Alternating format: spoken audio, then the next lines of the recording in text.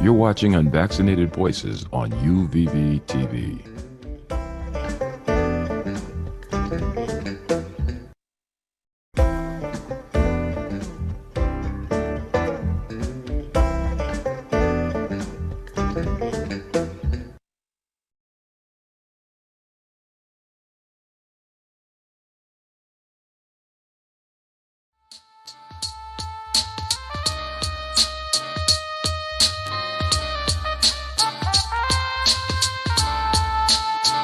Yo, Flame. Yo, what's up, Justa? Yo, let's have a conversation. Wanna have a conversation? Yeah, we can have a conversation. Yo, we can have a conversation. Yo, let's have a conversation. Anytime you want a conversation, we can have a conversation. have a conversation. Yo, how you feel about your craft, where it takes you, hoping to break through and show the whole world that can make or break you. Times when there was no bread to make do is what we had. All hard times turn to craft, still honing. It's like something aside keeps going, knowing I ain't got a dime, dealing with this present time.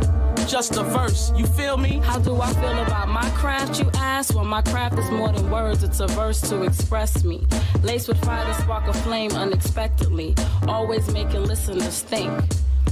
When I think about my craft, I think of cats from my past. De La Soul paving the way for Mos Def, Common, and Talib Kweli. Once looked at as hippies, now looked at as thinkers, teachers. I want to teach her and him not to give in to the pressures of image now. I know I'm slightly changing the subject, but cats be subject to change the lyrical content because I'm horny record rap on extra zero on their paychecks. So now I ask you how you feel about it. Hey, what's up, everybody? Welcome to another edition of Unvaccinated Voices. I'm your host, Edward H. Clark. Keeping it live in the Garden State. Father twin soon. We're going to talk about that later, too. We're joined, as always, with our regular cast. I'm going to tell you what the show's about today. We're going to be talking about why the importance of mentoring and encouraging our young Black youth. It's not that all kids don't need it, but we need it especially, and there's a good reason for that. And we're going to get all deep into that. We have our regular cast here with us today, of course. Just want to let y'all know, a couple of people. First of all, we got Just the Verse, keeping it live, keeping it down. She's gone locking it down all the way out there in Arizona. Talk to me for a minute. Just the Verse, how you doing? What's up? What it do? Everything's up. Then it's stuck. Oh, sorry. Just a little bit on it. I got a quick thing before we can get started on this thing. Been bringing John in a couple minutes. I just want to tell you real quick. Can you guess? Because I'm already pushing this big because I really want to talk about this.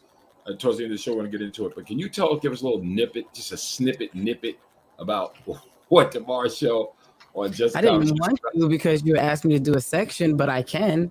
Yeah. And my section. I just want to nip it. No, but the section you asked me to do was going to lead into that. Yeah, that's cool. All right, well, you know what? I'm going to save it for everybody, ladies and gentlemen. You're going to wait. But wait till hear this. It's going to tip it all out. Of course, as always, we got the professor, John C. Hinton. He is in the house. What up, John C.? Oh, I see you got the piano back in the regular place. Good for you. Yeah, I had to use part of my stimulus check, and they returned it to me. I owed $38 on it.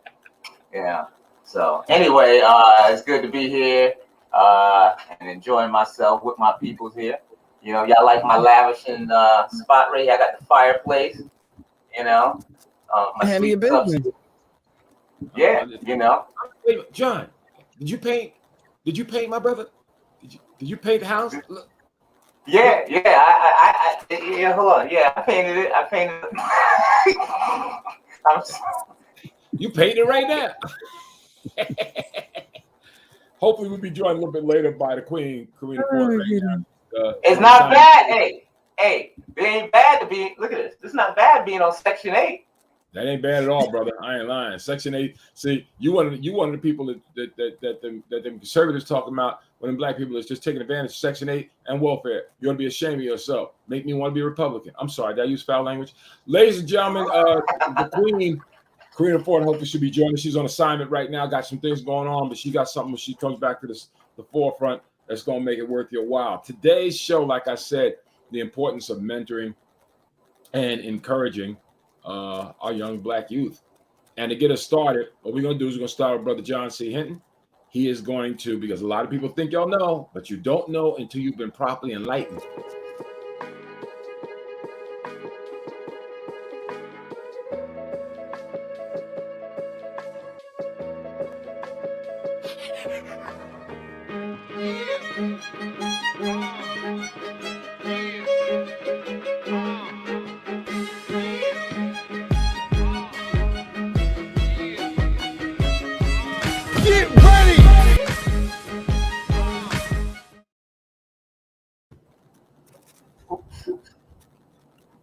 Am I You're on? John C. Hinton.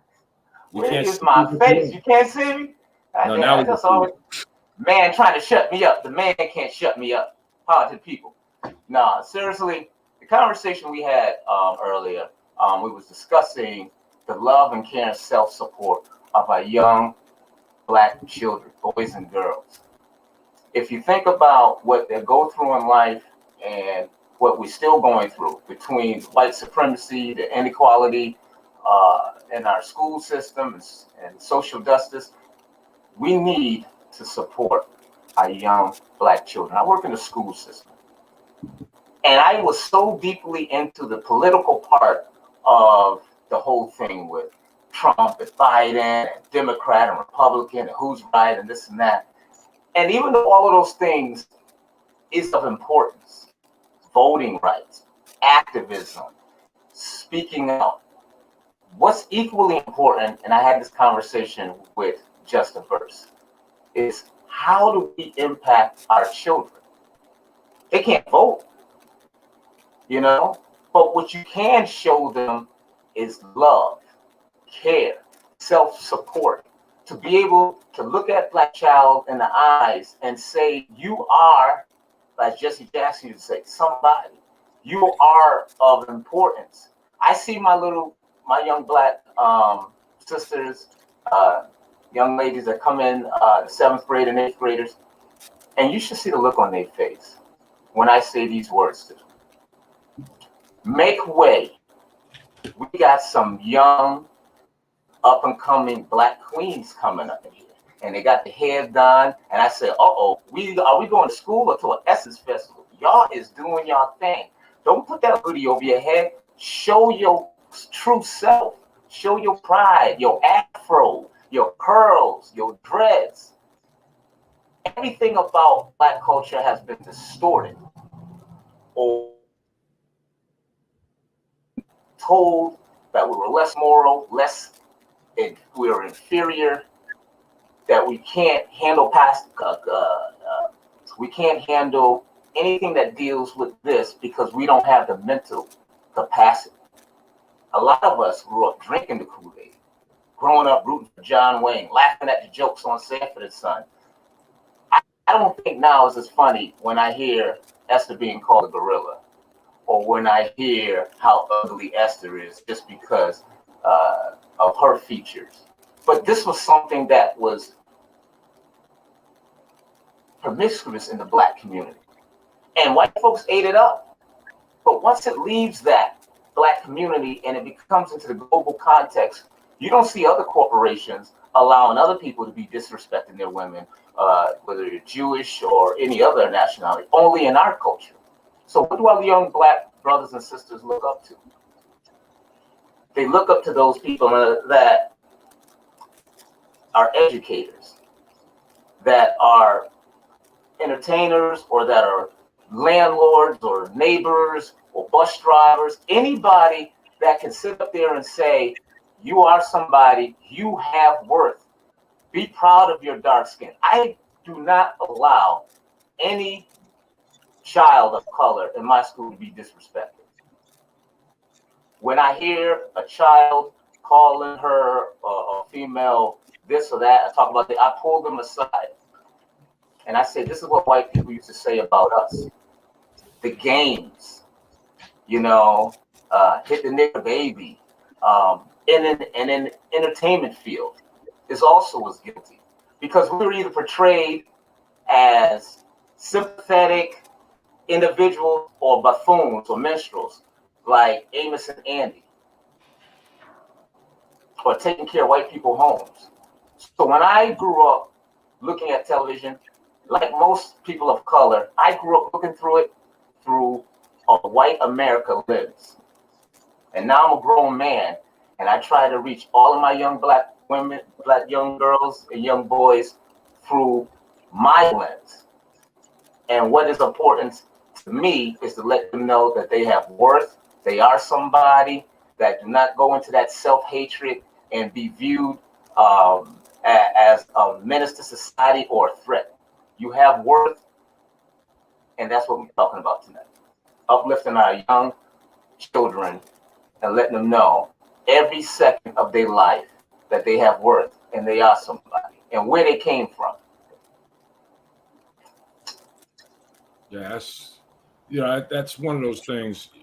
I know there have been people, younger people especially, who don't have that kind of guidance. I know even in the case of Just a Verse, when you watch her show and the people that have been around her, some of the younger people, she's kind of taken under the wing a little bit. Just a Verse, you want to give us a little talk on that? On my show or what John is saying? Because I'm rocking with what John is saying real quick. When I was growing up, the poem Phenomenal Woman was very popular and it was pushed a lot. Queen Latifah came out with UNITY and that was pushed a lot. That's also a time when a village was actually raising the child. You know what I'm saying? We monitored certain things. I think I told the story before, but my very first album that I've ever gotten, Slick Rick.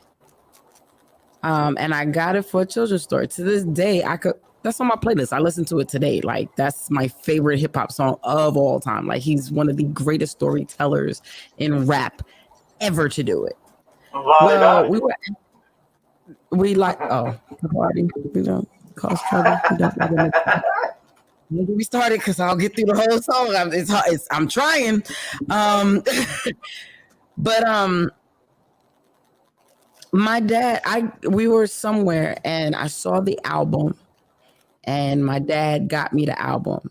And to be honest with you, I played that and I played A Teenage Love. Those were my two songs. Those were my jams. I didn't really listen to anything else at this time. When my godfather came over and saw it and was like, whose record is that? And he's like, it's Stephanie's. And he's like, have you heard this whole thing? And my dad broke the record. Now, why he didn't put it away, you know what I'm saying? And perhaps just keep it from me, I don't know. But, he broke the record because he wasn't going to allow me to hear the other songs that were on there. I'm an adult now, so now I understand why he did not want me to hear the other songs that were on there. When Makai, my son, was younger,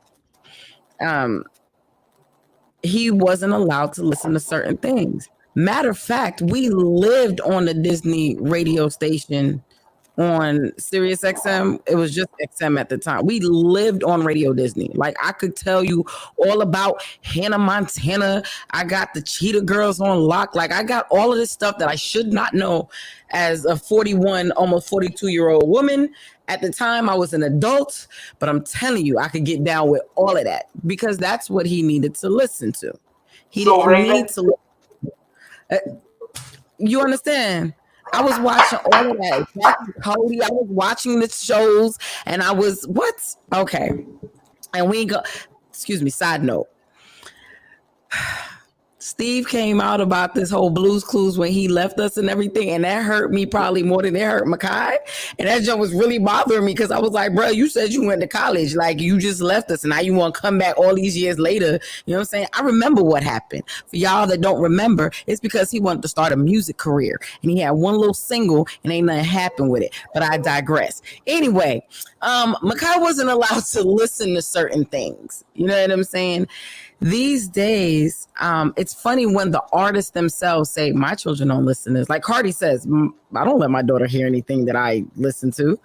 I mean, that I perform, whatever, because that's for adults. That's not for kids. So as we're talking about helping the youth and everything, we've got to, piggybacking off of what you said, we've got to start raising these children and not expecting the internet to raise them and the social media to raise them and all that type of stuff. You put some parental controls on y'all stuff and stop making it their birthday so they can figure it out. Like, let's get this together so that they can be sheltered from certain things. I would never stop someone's musical or creative mind. You know what I'm saying? WAP hit for a lot of people. You know what I'm saying? And there's nothing wrong with it for grown people that know what they, you know what I'm saying? But there's no reason why I should see. I was at somebody's crib and they got like little kids and they were really singing the song. Like they were blocking out but I'm like, we really in it, and the parents are just like, and I excuse myself, I gotta go. You know what I'm saying? Like I can't be around this. And that right there, it's easy for us to blame the artists, the people who make the movies, the so on and so forth. But they put movie ratings on there for a reason. Stop bringing your child to a rated R movie and then get confused when they start to behave certain ways. You know what I'm saying? Like we have a lot of work to do, and I love that you speak to the young people in your school the way you do, especially our melanated young kings and queens the way that you do, because they need something to counter social media. You should see the look. You know what I'm saying? You should see the look on. You should see the look on their face. Because I get chills just picturing that whole. You said this to us the other night, and at that time and the same tonight, I just picture it and I get chills because I know it has to make them feel like good, you know. And you know, can I just say this to you real quick? And you know what? I don't wait till they're alone. When there's other in front of everybody, white educators, white, school peers, all of them, because they need to hear it too. They need to hear it too. I had to pull a white kid to the side today because I happened to peep in the classrooms, everybody giving me love. Hey, Mr. H, Mr. H. I hit one of the white kids who didn't even know I was there. He says, "Hit, my family is German." And then he had a smirk and said, "But unfortunately, some of them were Jews." This is 8th grade. I pull him out to the side. And I said to him, "Do you know how offensive what you just said?" I said, "You said I have family in my life that are German." "Yeah, and the rest are Jews." No. And you said, "Unfortunately." Right. So Huge difference. So as Eddie would call me the professor, I had to break it down to what happened to those 6 million Jews, women, children, gas chambers, skin, flesh, just off their bones, how they've been dissected while alive, physically, mentally abused. And then I said, now what if you said, I have a lot of white people in my family, but unfortunately some of them are black. When I finished having a conversation with him, I said, I'm not going to judge you by how you are now.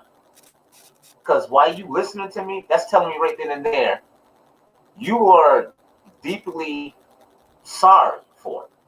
And then I tried to equate to him. I said, I'll tell you, I said, you're only human, but I'm teaching you now. I said, I was playing a game with a couple of friends, card game, and all I did was reiterate a joke that I heard from a comedian called Eddie Griffin, where he did a joke on a special needs person.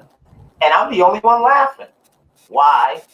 Because the couple that we were playing a card game with has a special needs child. And the look on his face, I said, do you know how I felt at that time, even though many, many years ago? I feel just like you did when you came out of your mouth with that. Mm-hmm. And I hope I reached him just like I did my future kings and queens. I see them with the afros, whether they coming down the hallway. I say, here we go. Education, here we go. And I give them a little history. Y'all go ahead and get that work. School is boring. Nah. I said, Michelle Obama can get her behind up with her father suffering from rheumatoid arthritis to make sure you get an education. She got an education. You can get your ass in there and do the same. Mm-hmm. One of the things that happens that, I was sitting back and I'm listening to what you're saying. And it's not just, like you said, it's not just the young kids, the young little kings and queens need to hear that. But I would say this to all my white friends. You need to hear it. To my Latino friends, you need to hear. All right? People need to hear basically what you, Just the Burst, does about younger people, the way y'all talk to them. People need to hear that because the deal is this. No one's going to respect your house the way you respect it. No one's going to respect your stuff the way you respect it. You know what I'm saying? If I walk around and I call my wife a bitch all the time, when some other dude walks and calls her a bitch, what am I really going to say? So my thing is, if you're demonstrating that you're a queen, these young brothers and sisters are queens in the way they're handling their business. If you're giving them that kind of love, right? It makes, even if they don't say anything and they hear it, it makes them think about it, before they open, because some of those people do have detrimental things they say about young Black people. And the effect of it is the same that I spoke about. We had a meeting before, and I was telling you guys, when I was a kid, my grandmother would take me on a plane to go to California. And all the years I rode a plane, most Black kids never got a chance to even get on planes. But I had an opportunity to be on a plane many times. And every time I got on a plane, every single time I got on a plane, I always saw a white guy with white hair, and the co-pilot, white guy. So I never dreamed of being a pilot because I didn't have that example. What you do, John, you set the example for the young kids, and I think that's important all the way around. I think that you have to, I think it's like everybody else. You got to see it. 42 white men became president of the United States before Barack Obama. And think about it. Look at. We all have children. We all have picture day, right? All of my young Black women and men out there, listen what I'm saying. On picture day, when you get your kid sharp clothes and all that for picture day, why do they have them little ass combs that's not designed to go through our hair, right? I would find it crazy if I went in there and they gave me a pick. But my point is that my mom, and I remember this when I was a kid, here I am, they're trying to comb my hair because I had an afro, and they had these little black combs that go straight down, and why all the time, all of these artists back in the day, the James Browns, has had to perm their hair and let it do what it do and all of that. Yeah, we ignored the fact, but then my mom asked me one time, what do you got in your hair? I said, I'm trying to make my hair like white people hair. She looked at me like I was goddamn crazy. Because that's what I grew up, conditioned through a white lens on what looks good and how we should act and how we should be, Everybody gives all of these football players all of these credit, but it wasn't that long ago when you couldn't get a Black man to be a quarterback.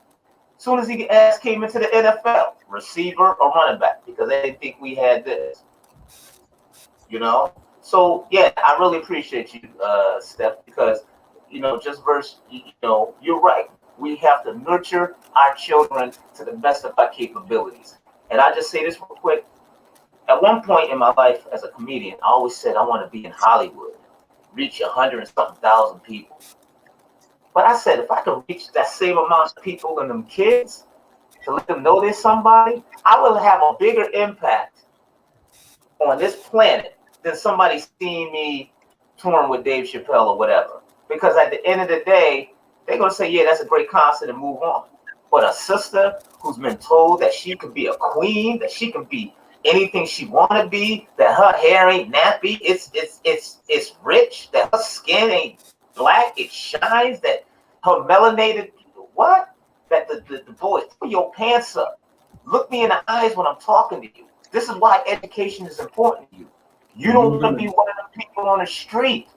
You already got 2 strikes because you're young and you're Black, and they're the first ones to look at you to see what you steal while the white person is going out the back door.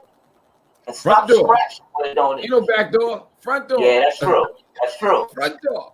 I was in the store when I was a kid. I'll never forget this. I was in the store with my brother, and so our friends in the store. I'll never forget this. And this white kid named Stevie, he used to hang out with us, and we went in the store. And I got to, it's a full discussion. I'm gonna be honest. We did go in there. We're gonna take some now later. We're gonna live some now later, right? So me and my brother's sitting around trying to figure out how to do it. And what Stevie realized from being white, he was so big. The guy with Mr. Breeden, he was so busy watching me and John Stevie just picked up a bunch of now later and a couple of, and just walked right out the store. Blonde haired kid, I'll never forget this. And he just walked out the store. And then we're sitting there, Stevie gone. He's across the street eating them. And we can see him at the place across the street. He's sitting there eating them. And we still trying to figure out how to do this. So John and I split up. And no, he caught us at the door. He had this big broom. He caught us at the door, and he walked up and he searched me and John like we were criminals and stuff. Then he said the now later had been stolen, but we didn't drop no dime on Steve. But dad gone, man. He knew something was gone. I'm like, wait, we ain't got it. My name is Houdini. I was listening to a podcast, and on the podcast, there's a white comedian on there, and he was talking about he went. I think it was Paris. I want to say it was Paris he went to.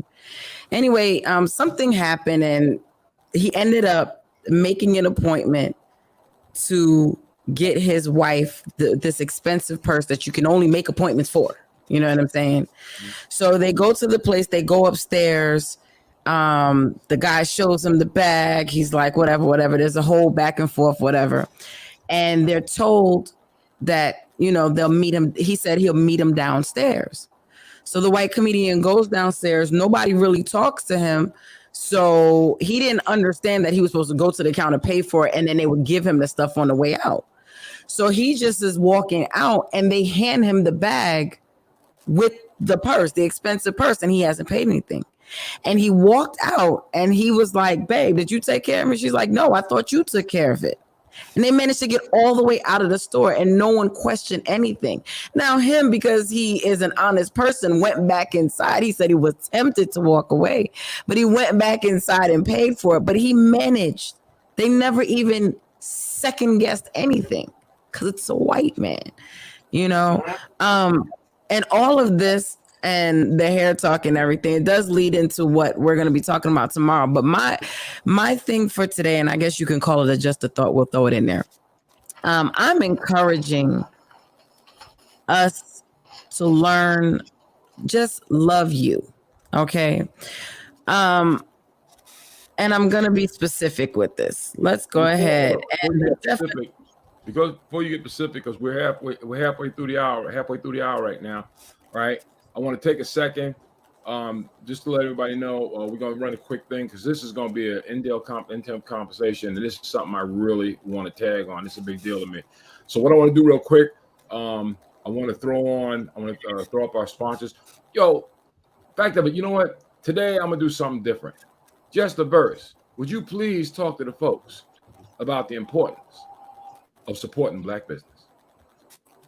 Support me, melanatedvoices.com. You know what I'm saying? There's other people out there, but let's focus, guys. Let's focus, okay? During 2020, we got an opportunity to see what happens when people are placed on pretty much an even playing field. We still have our injustices, so on and so forth, not taken away from that. But I'm talking about the fact that businesses were shut down. Everyone was home. Everyone's trying to figure out what to do. And do you know what Black people did? What we do best. We found a niche, whatever, and we rolled with that. So many Black businesses popped up during this pandemic. Black people have a way about us where you cannot hold us down. It's not happening. First of all, we need that check because bill collectors still call in. They don't care about nobody COVID. You know what I'm saying? They might take the interest off, but you still got to make the payments. Something got to happen. So we got to get that check. And we don't always want to get it illegally. Surprise. Whoa. Right. So a lot of us came up with Black businesses. There are people who started hair care businesses, nail businesses, clothing lines, all your essential oils, like anything you can think of at this point, you can find a Black person that runs this business. Now check this out. We're going to jump right into the commercial. You may be saying, okay, so we're just going to support Black people now. Like, what about the rest of the companies? we all know y'all gonna support them anyway. Okay, so let's not play these games. Let's just go ahead and make sure that the next time you go and you get you want your nails done, but you haven't gotten vaccinated, so you know whatever, that you go over to my girl Brittany. But you're gonna see her stuff, and then you get some press-ons and you make it really nice and whatever. And she does custom work. You know what I'm saying? You know, you want to look fly for the gram. Go over to my boy Cousin Paul. He got the shirts, he got the gear. You can take your pictures and do whatever. You hungry? You want to fight? We got. Listen, I just named food, nails, clothes, and boxing. Support Black business. And also melanatedverses.com. I have journals. Confident in who she is, her walk, the way she moves, her hair, and especially her skin sun-kissed. Whether she wears makeup or is as natural as the day she was born, whether she is bare or with silver and gold adorned, she knows her worth. Her self-esteem are often misconstrued, exudes the beauty she feels within. And she is a gift because she knows who she is.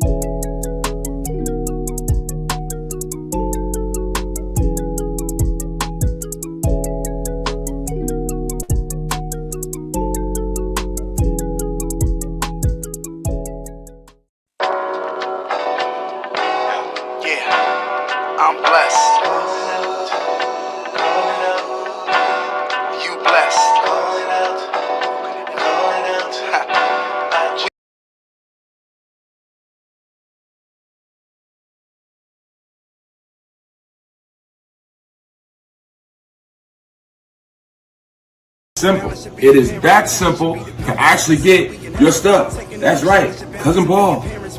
Be blessed. I wear it. You wear it. Support Black business. We blessed. Yeah. We blessed. Walking it out. Yeah. I'm walking it out. We blessed.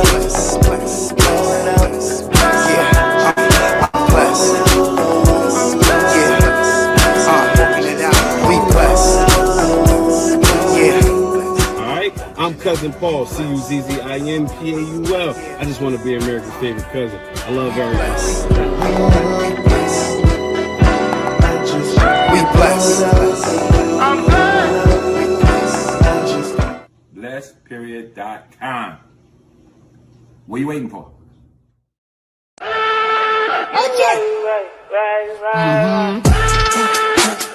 Right with the back and forth, I ain't back and forth. Fuck up what you asking for, but your back and forth. But is your man still back at home? He ain't that important. You ain't really seen it like that before, like that before. You like when you put it like that, you right. Nigga think you got it like that, when I act like that, alright. I'm about to have to backtrack, back on fact. You right, you right.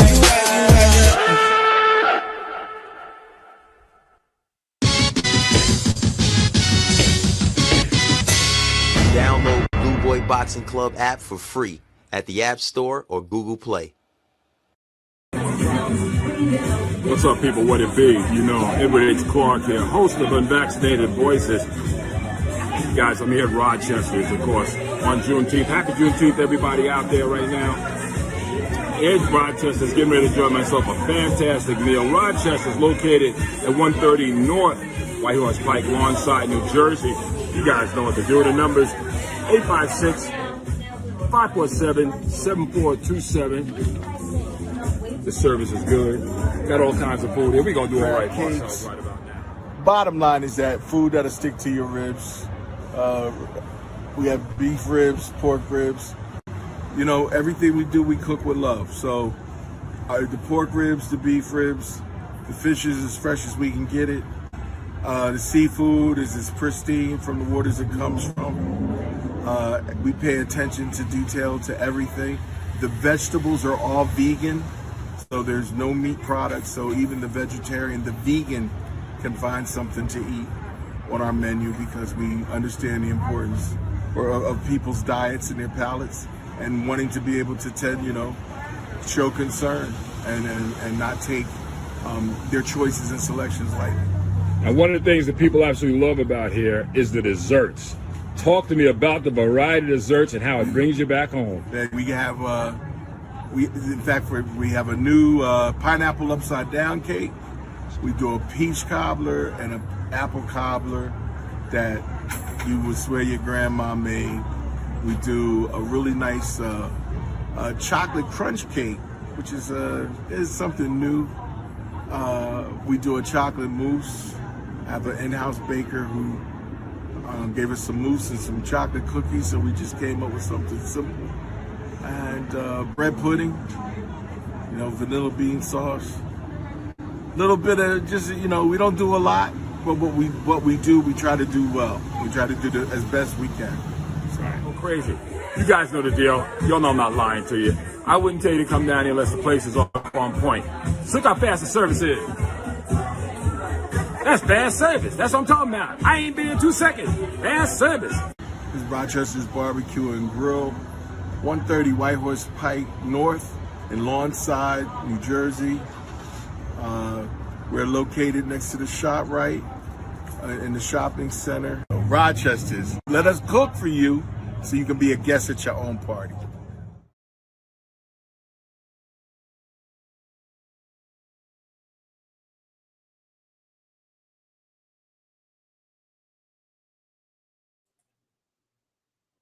Everyone's muted. Just throwing that out there. See, shout out to everyone. Welcome back. Crazy. I'm the only. Also, before we go any further, as always, our first sponsor of our show when we first got together was my man Paul.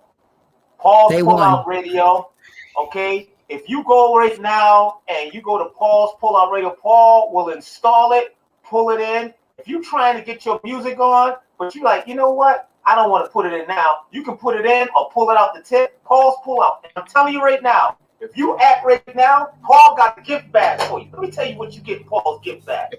Man, I went here because of COVID, right? Paul's got Lysol, right? You need the Lysol. Paul's got that. He's got Kung Fu DVDs. You want to see I'm going to Get You Sucker or 3 the Hard Way? Paul's got that. Okay? You can't have a DVD without a pack of baby wipes. Because you're like, damn, Paul, you giving me all of this? Yes. If you act right now, you get Lysol, some baby wipes, some Kung Fu DVDs, and I'm telling you right now, these are always good. Paul's elbow cream.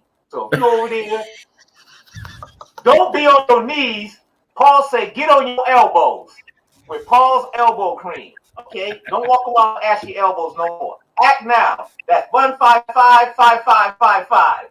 155-5555 for Paul's Pullout Elbow Cream. And don't forget, I saw one of these, 3 the Hard Way. Excellent black movie. Should have won an Oscar. Act now.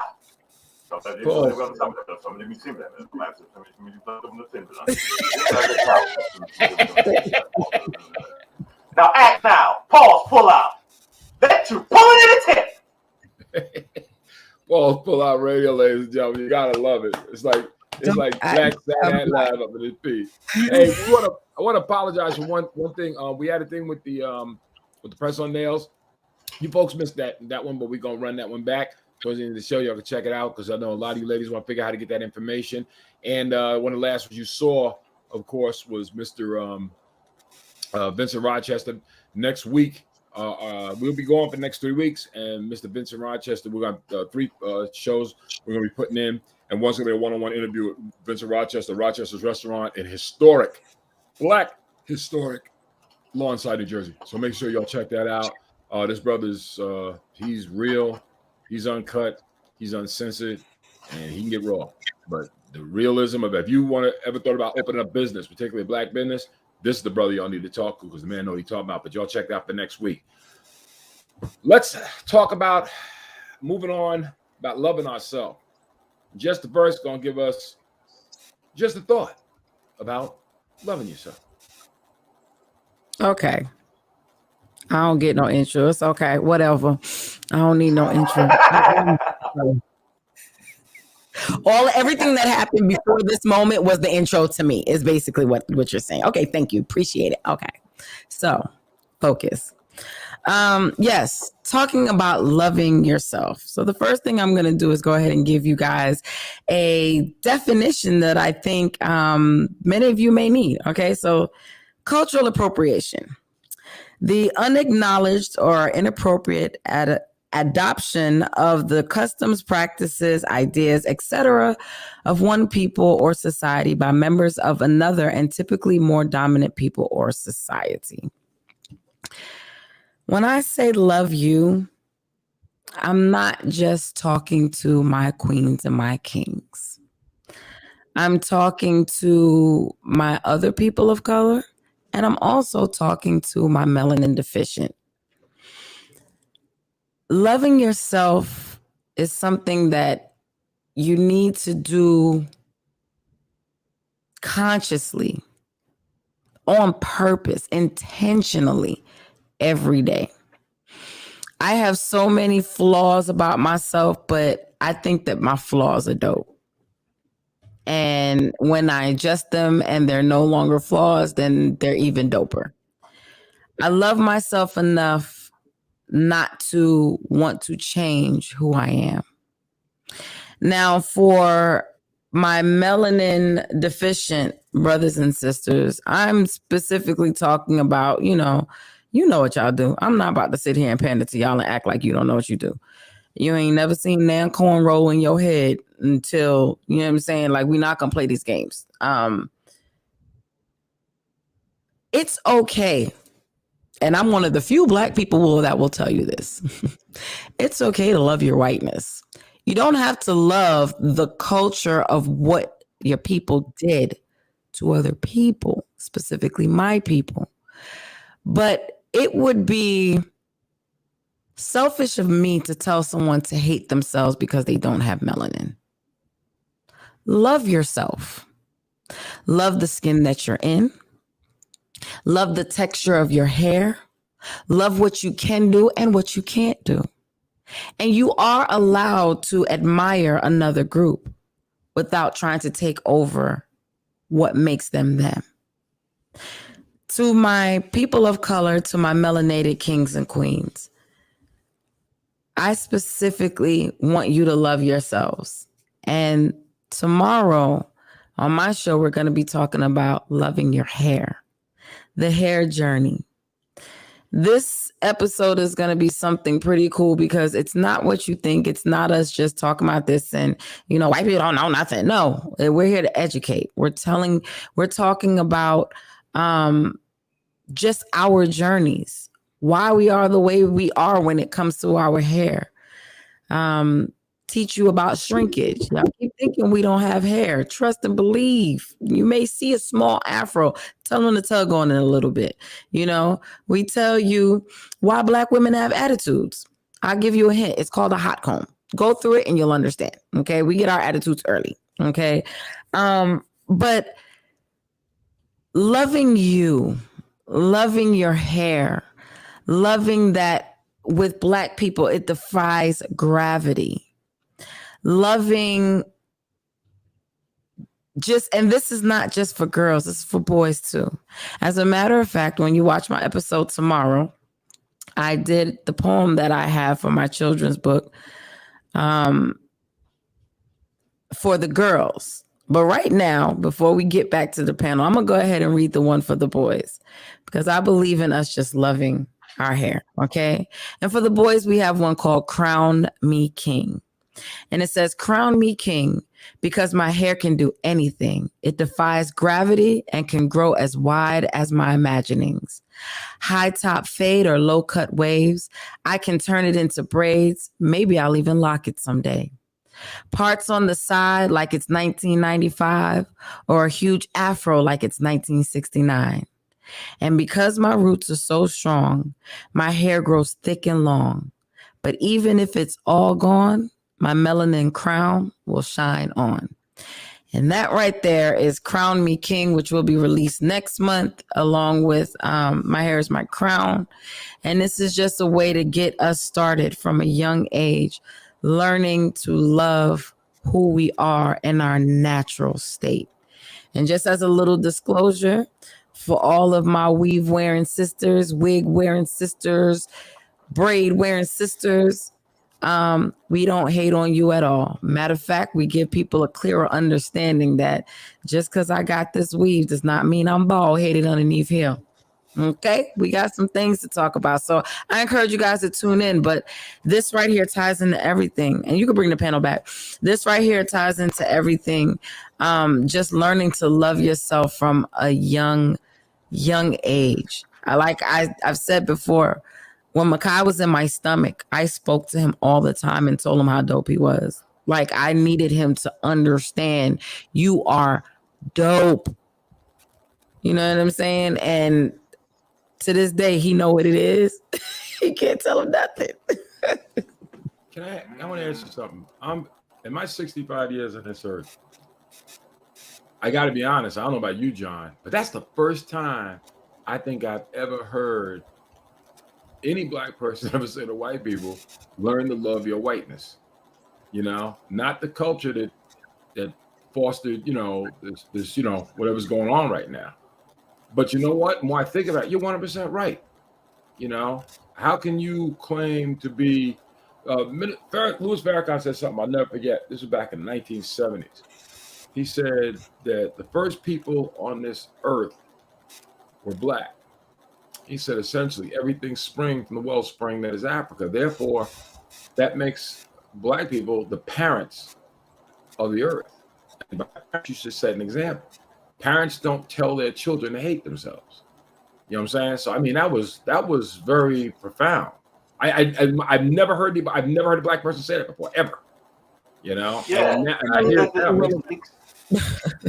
Because the issues that have been at hand is that the black psyche has been so fragile, and that for us to be the person that we want to be has to come from loving ourselves, have to come from care, have to come from support, and to be able to have that self-discipline to elevate ourselves to be who we want to be. And as I always said, James Baldwin said it best, it takes a lifetime to be a man. And I say man, meaning man and woman, okay? And in doing so, you forever revolve. But I tell you, I want to say real quick, a shout out to one of our viewers that watches us religiously. His name is Hassan Charlie Miller. This brother grew up in Mississippi. I want that brother on the show. We want to talk to him. This brother, you folks been watching, some of the most profound things comes out of this brother, and all we get to see is the scroll. I speak for my viewers when I say we all want to know what's behind that scroll. We definitely want to know what's behind that scroll. So, yo, H. Charlie Miller, yo, boom, there's your invite, bro. Yeah, yeah. And let me tell you, we're gonna have some. When we have the brother on here, he has fascinating stories of growing up, questioning white history because of his mother and his father, pro-black, you know what I mean? Green, what is it? How we say, just from the red, the white, and the green? I'm cool. Next clan. All right, let's get back on topic. but he used to talk about how he used to go get sent to the principal office. Gets into the principal office because his father said, "No, my mother and father taught me this and that, He always challenged fight theory, you know. So yeah, I like to have him on. He has an interesting story. His father, you know, visiting Africa and And as long as we're on the subject, here's the answer. That's the answer right there. Brother Charlie, I want you to feel free. I want to hit you up on it. Please go there. Hit me up. Let's make this date, man. Let's do this. This brother I want to hear, because I see a lot of things, like I said, that comes off, and that's what I said. It's like I want to take off from one of my favorite shows, from the Black Eagle on Sirius XM in the morning. But you know what? You never know who's watching Unvaccinated Voices. You know, so the thing about it is, I like I said, and all you people out there, we got a bunch of you watching. I'm looking at the numbers now. There's a lot of y'all watching this show. You got something profound you want to talk about? You want to be a guest on the show? It's just as simple as hitting up this thing, just like I just told the brother. You know what I'm saying? Right there, you hit me up right on there, and we definitely like to have you on. And as Jesse Burns would call my I'm melanin deficient brothers and sisters, ain't no problem. You know what I'm saying? You will not get shouted down on this show. You'll be confronted.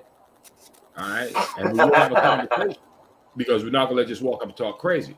You know what I'm saying? You'll be confronted, but you won't be argumentative, and it won't be a place of hate. We're looking for education. If you really got something that's on the cap that you think is that important, that you know what you're talking about, bring it. Let's find out what you're talking about. Let's deal with it. You know? So. Okay.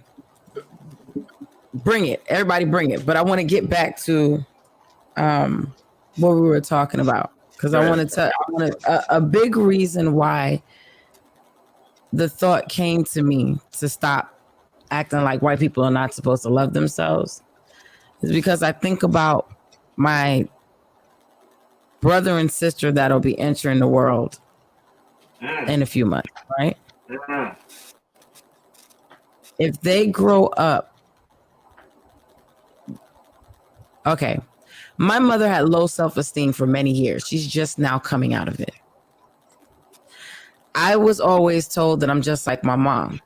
So as I watched my mom with low self-esteem, what did I have? Low self-esteem. Because I'm a reflection of her, right? When I started feeling myself a little bit and I got out of that, I was able to show Makai what it is, you know what I'm saying, to have that positive reflection of, you know, who you are. And I still battled a little bit, but for the most part, I knew how to get myself together, whatever. So as my young brother and sister enter the world, who are they going to be looking at the most? Mommy. Well, guess what? Mommy white. So mommy's walking around hating herself. And mommy, I'm a reflection of mommy. And as we are going on and on in these years, people are mixing more and more within the races. So you can't pick and choose. Now, I'm not telling you to be on some white power. I'm not. Pay attention to what I said. Love you. And you know what? Love you enough to learn about others so that you can become a better person. My friend Jason, he was on my show a couple weeks ago. He said to me, do you know what the difference is between a thermostat and a thermometer? And I said, yeah. He said, you need to be a thermostat. A thermometer adjusts to the temperature around it. A thermostat is set, right? You want to make sure that you love yourself in a way that you're set in a place of love so that what is around you adjusts to you and your love. Because when we're thermometers, somebody can come and tell us something bad and it gets in us and it seeps in us. And we go to school and we make jokes about being German, and unfortunately some of my family is. Jewish. We do stuff like that because we're thermostats and we're just adjusting to whatever it is around. When you're a thermostat, then you're a white girl that has a couple black friends and decides you want to do cornrows because you want to fit in with everyone else. Or you see the Kardashians doing it, so you want to fit in. Or you see someone on social media, so you want to fit in. To our young people, don't worry about fitting in. Be a thermostat. Love you. Learn as much as you can. Be that positive beacon and affect those around you. And that's how we get this next generation on the right page to becoming the greatness that we believe they can be. Wow. Be a leader. If you can't be a leader, follow one. That's it. Lead, follow, get the hell out of the way. And I give Justa Verse a lot of love because she is leading. By the way, I always tell you guys all the time, I tell you a zillion times before, you'll need to go to melanatedvoices.com. She's not on me doing that, but she's an author. She's got several books out, and they're good reads. And don't leave yourself out. Give yourself a chance to be educated, to learn something different. You can start that by going to melanatedvoices.com. melanatedvoices.com. One more time, in case you didn't hear me before, melanatedvoices.com. And it's even for folks that may not be melanated, because you can learn something too. Can I get an amen from the crowd? Amen. Hallelujah. Okay, I should have known not to deal with you, man. You got issues, bro. You got some serious issues, man. I love you, but you got issues, bro. I'm just saying, you got some serious issues. And you got Paul's Pull-Out Radio. Hey, one of the last things I want to get to before you get out of here, there's been some stuff going on. It's absolutely made me crazy. It's no secret to anybody. Everybody knows exactly how I feel about it. And it's just things that's going on that's making me say, what the fuck? What the fuck? What the fuck? What the fuck? Fuck. What the fuck? What the fuck? What the fuck? What the fuck? What the fuck? Top news story of the day. There's a school system, ladies and gentlemen, yes, a school system that has decided to ban a Rosa Parks children's book, a book that has been widely accepted as a routine book for young learners in the United States of America. They have now banned this book. This is in York, Pennsylvania, but the students, they're fighting back. Let me show a picture of the book cover. Here it is. That's dangerous. According to school officials, that book teaches critical race theory. That book. So let me get this right. That's dangerous. Let's put it up again. Dangerous. And then this, not dangerous. These are the kind of people you're dealing with, number one. All right. So they've decided to ban this book. Let me give you some background to this. Children's book author Brad Meltzer spoke to CNN about his book, I Am Rosa Parks, ending up on the ban list. He has penned a series of children-friendly biographical books that describe historic figures and American presidents. Neil Armstrong is there, Anne Frank is there, Albert Einstein is there, Jim Henson, Walt Disney, Abraham Lincoln, George Washington. And listen, I can think of a few reasons why some of these folks should not be in the lineup. But Rosa freaking Parks? I told you all from day one, if you've been following Indisputable, I told you from day one that this whole debate about critical race theory was never about critical race theory.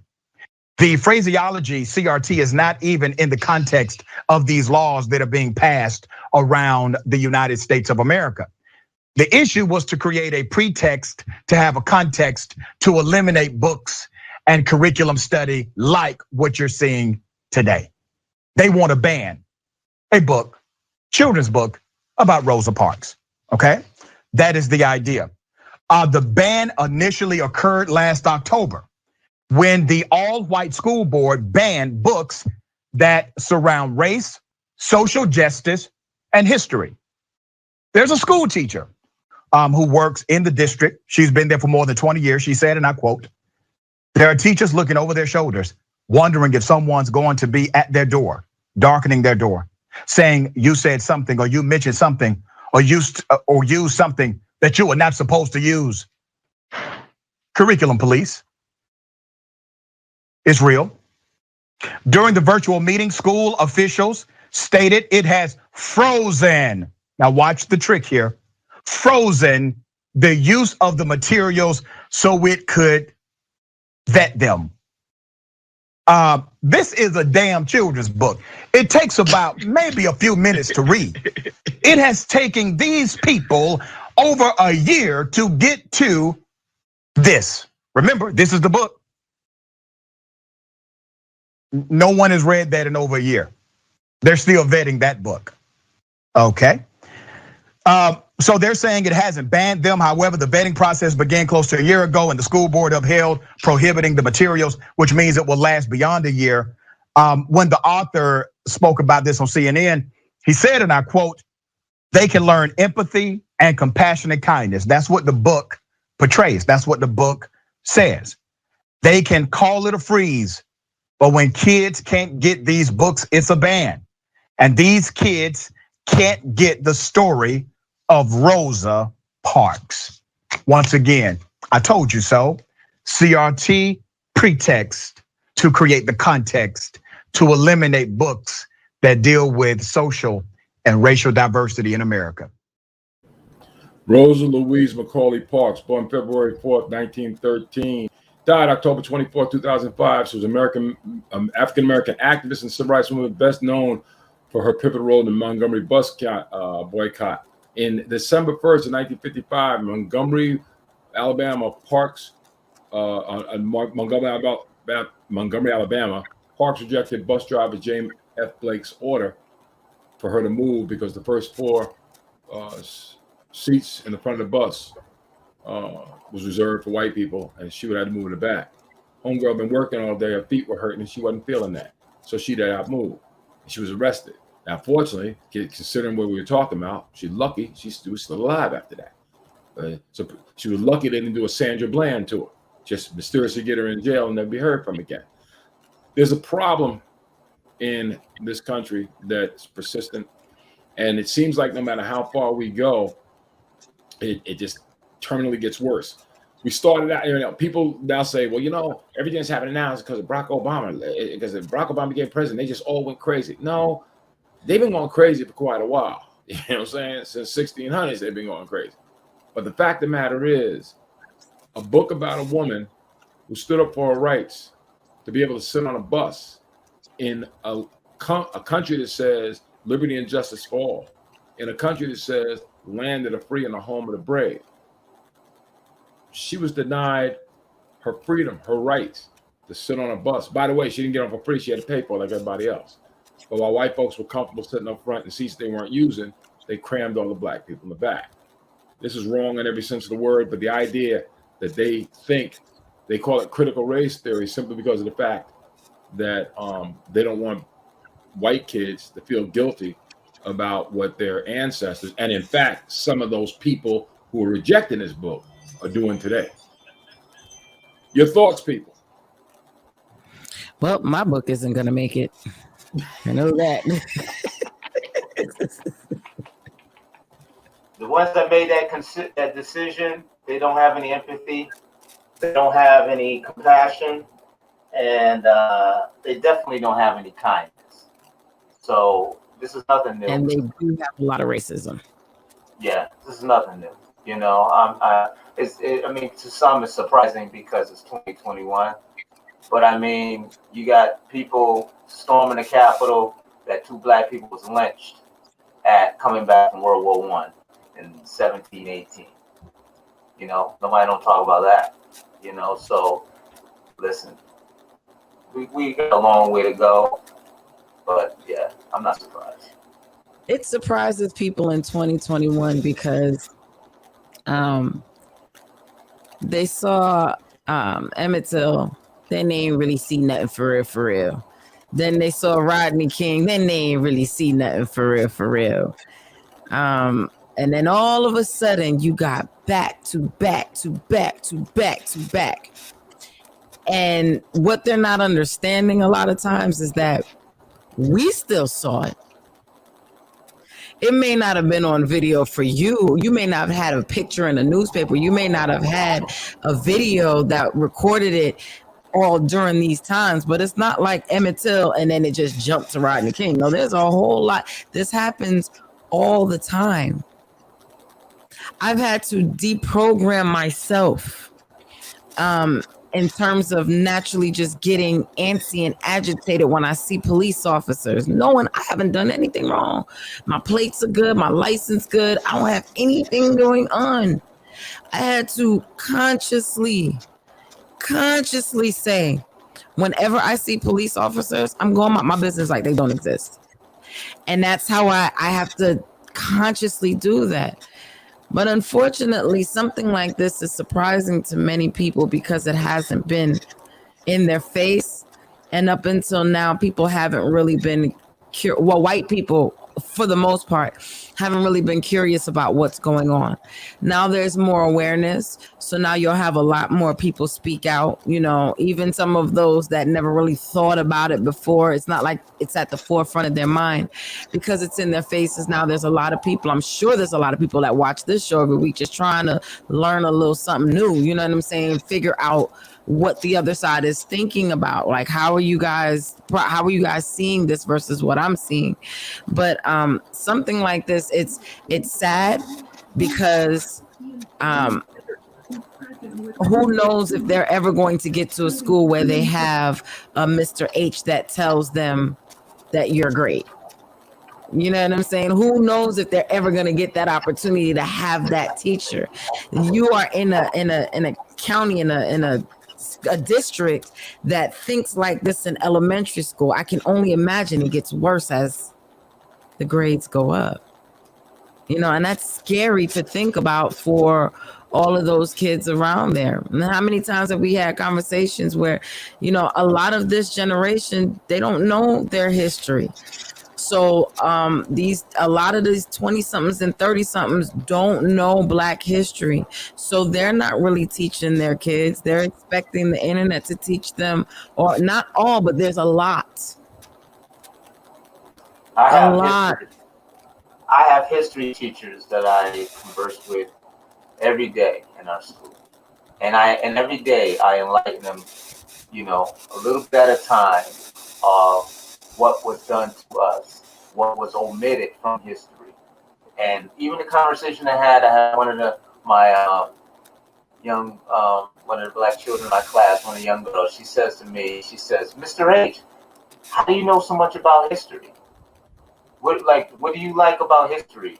And then I told her, you know, before the Civil War, after the Civil War, how Black people, everything about our Blackness, our history, everything that's rich, the things that was done to us, how we overcame certain obstacles, how we're still trying to overcome, where we at right now, where we were, where we trying to get to.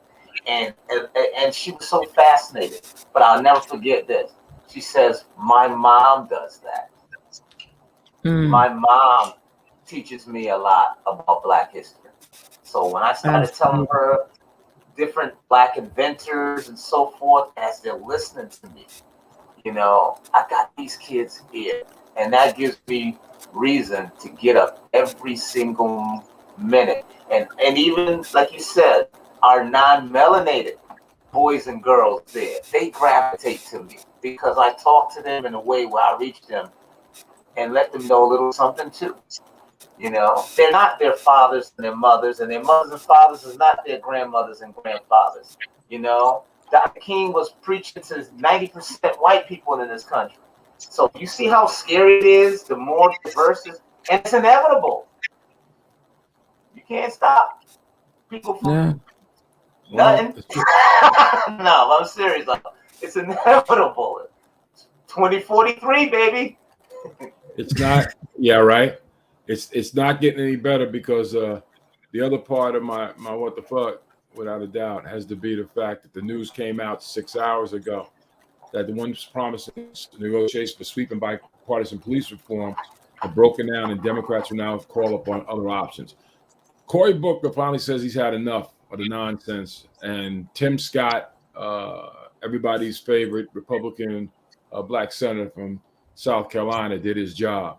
He managed to hold, to keep the necks of black people, the pressure on the necks of black people by stalling and BSing and refusing to actually look at it. For a guy that screams constantly all the time about how I grew up black and I grew up this and that, and the cops were never good to me, but somehow or another he can't figure out a way. Police South Carolina were never good to him, but he can't figure out a way to figure out how to get police reform, no knock warrants. All right, so that's just a die for nothing. The way police are attacked, police attack some black people. That's not good enough to stop anything. You know what I'm saying? So Tim Scott did his job, and the white Republicans, the Lindsey Graham and all them, and Donald Trump and them will embrace him, and he can be the one until he dies of COVID or some stupid stuff. You know, he so did his job. He yeah. did his job. I truly do believe that he did his job. He just wasn't standing when he did it. Wow. Wow. On that note, y'all, we're going to get ready to cut it out of here a little bit. Let me just say, don't forget tomorrow. Wow, that's deep, man. You are different, bro. Don't forget tomorrow, y'all. Check out It's Just a Conversation, Thursday, 8 o'clock on UVV TV. Don't forget to check out all our you got issues. All our black. You know, Lindsey Graham is loving on Timmy. He's doing a job. We'll be back in 3 weeks. Next week, I got some very special folks, a one-on-one interview with Vincent Rochester. Rochester's Barbecue and Grill. You need to check this out. If you ever wonder what it's like for black folks, how to start a business, this brother has not only did it, he's done it right, and he's going to be expanding. He's going to do a lot more. And he started out by doing historic Lawnside, New Jersey, but along the way, there are certain decisions he had to make that young entrepreneurs especially can pay attention to. There's a lot to learn in this. That'll be next week, 8 o'clock. After that, we've got 2 special episodes also of Unvaccinated Voices. Oh, and other thing is, I forgot to tell you, It's Just a Conversation. It's a 2-parter. Make sure you check it out. It's going to be a 2-parter. So the next 2 Thursdays, you'll definitely want to check us out. It's going to be a hair journey, man. And I also have a special guest that will make several appearances, and I do mean several appearances. His face will show up many times, and the brother's deep. He's good looking. He kind of looks like Al Roker, but that's not the point. Me. Whole photo. I've been on the show before. It's incredible. I've never been on the show before. You know? Can I make an announcement to the people real quick before we go? Please go ahead. I'm not telling anyone to get vaccinated or not vaccinated, but can you guys please choose, if you don't choose to get vaccinated, can you guys be clean? Because for me, I'm going to wear my mask and stuff well after this is over, because I'm still seeing people go to the bathroom and leave out without washing their hands. Lord. I saw a grown man, coughing and stuff and don't want to put on a mask. Like, you can't have both. You can't be nasty and unvaccinated. Like, can we get just something? Because I think it's an important message that needs to be on every show, just to encourage people to be clean. I keep watching the news and I see how this virus is just getting worse and worse. And when it's gone, because y'all are so damn nasty, something else gonna pop up because y'all don't wash your hands. Y'all are nasty people. We are nasty people, and 2020 showed me that. You know what I'm saying? Like, I lost all hope in America when it comes to cleanliness. So I'm asking, guys, remember your habits, please. I know this sounds mad elementary, but we got to say it because I'm tired of being in the house. I want to go out and live my life. And we can't do that if people are not vaccinating and being nasty. Can y'all agree with me on that, please? No, that's right. That's it. No. And all that comes, if you get Paul's Pull-Out Radio, all that sanitary stuff comes with it. So you got a better chance. But she's right. If you don't have a gun, you don't have a gun permit, that's okay, because he has security systems here. It's all of that. So yeah, check out Paul. You'll never. The thing about it is like I said, no one can force you to get it done. But you know what? There are some basic things you can do, and really, the whole thing is about looking out for the next guy. If you can't do that, you need to check yourself. That's all I'm saying. Thanks a lot to everybody coming out. Everybody coming out to the show. Thanks a lot, Mr. John C. Hinton, all the way locking it down in Connecticut. And of course, Just the Verse tomorrow. 8 o'clock. Same bat time, same bat channel right here. It's just the conversations. I'm here with H. Clark, your host. Glad you guys came out. And like I always say, talk again. There's more to you. It frustrates me to see so-called artists abuse my love. I want to bring the music back to what it was, what it used to be. When we felt a vibe, deep inside, close our eyes and let go. See, cats from Aretha to Stevie, Shaka to the Black MJ, India to Jodeci's first 2 CDs, Talib to Flame, and music to me, just a verse. Having will, maintain the love behind the scenes, behind the green. You feel me, Flame? Yeah, I propose we stay grounded. Cause this craft we have mastered is founded on a greater plan that has somehow been tainted, but we strive to maintain it, claim it without shaming it. We need to start a new path, seldom taken, venture into a world forgotten, a world of talent and love of music, where artists wouldn't dream to abuse it. Your piece, just a verse. Alright, Flame. No doubt. We out. Let's have a conversation. Have a conversation. We can have a conversation. We can have a conversation. Let's have a conversation. We want a conversation. We can have a conversation. We can have a conversation. How about a big hand now? Thank y'all.